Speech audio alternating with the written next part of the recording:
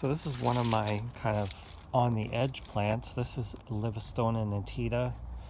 It's the Carnarvon palm. Comes from Australia. This palm is rated to 8B, or at least that's what the anecdotal evidence seems to suggest, as it does do well in Texas, areas like that. However, they have a much drier winter than we do, so that's my only concern for this palm. I was growing this out for a couple of years in a pot because it was just a strap leaf seedling when I got it. I had to order it. It actually came from Texas, and put it out this year. I thought it's big enough, and I'm tired of taking care of it. And the whole idea was to put it in the ground anyway. So I feel like it's in a good size. It is protected from our strong wind. There's somewhat a bit of an overhang above it, so it should kind of be protected from the worst winter weather. It's got a bit of this rhodo here. I left the branches over it. I'm going to trim these back, and it's been growing pretty well. A little bit shaded, but I imagine with time it will find its way into the sun a bit more. Once it gets bigger, I will trim this rhodo back to give it some room to breathe. But it's been growing pretty well. It does have some spines, armament on it.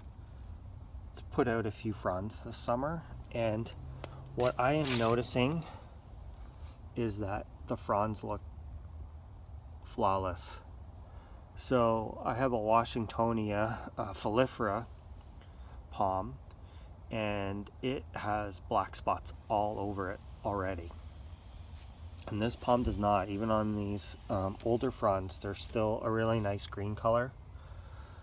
So what I'm thinking is it doesn't mind the moisture, and we usually don't get that cold.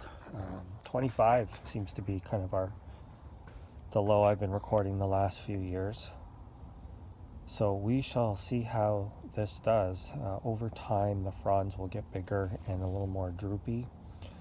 If you see pictures of big Livistona down in Florida or things like that, you'll see they have a kind of a weeping appearance.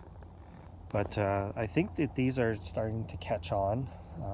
Maybe not so much in this area, but in other areas of the country. They are being planted a lot. It's a pretty easy, carefree tree. They grow well. I believe they don't really have any major pests or diseases. So you might want to try one of these, Livistona nitida, if you're in zone 8B or warmer. But if you're in 8B, I would definitely recommend trying it. I know there's a few other people in the Pacific Northwest that want to try them. I know of one that was in Olympia. It died after a few years, but Olympia, Washington is a much cooler, half a growing zone colder, and substantially more rainfall and humidity. We're humid in the winter, but in the summer, bone dry. So might want to try this, Livistona nitida.